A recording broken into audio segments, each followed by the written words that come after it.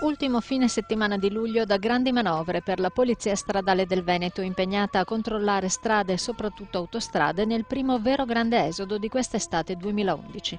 Prevenzione e vigilanza, le parole d'ordine per le pattuglie, una novantina, chiamate a garantire quotidianamente la sicurezza della circolazione. Nel mirino soprattutto la velocità eccessiva, che sarà verificata attraverso le 29 postazioni del sistema Tutor lungo la 4 e la 13 e con le postazioni mobili di rilevamento. Incentivate anche le verifiche strumentali delle condizioni psicofisiche degli automobilisti insieme a quelle delle guide pericolose, rilevate attraverso apparecchiature tecnologiche d'avanguardia in costante dialogo con la centrale operativa della Polstrada, cuore del controllo in tempo reale di tutti i nodi cruciali della viabilità. Un esodo da bollino rosso che ha visto ampliato al venerdì pomeriggio lo scacchiere dei blocchi per i mezzi pesanti, a conferma di fasce orarie di rischio congestionate ormai collaudate.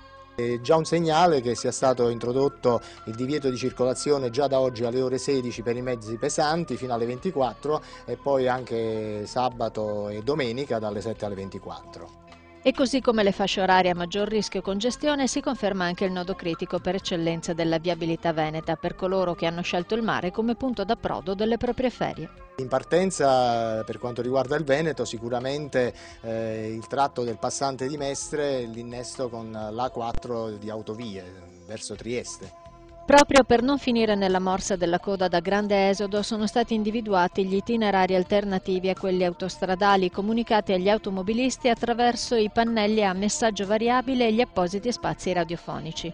In ogni caso è opportuno affrontare il viaggio verso le sospirate vacanze al meglio, seguendo i consigli di chi con il traffico autostradale ha a che fare quotidianamente. Quelli che diamo sempre, quindi controllare il veicolo, non mettersi in viaggio dopo pranzo e magari fare anche un po' di scorta d'acqua.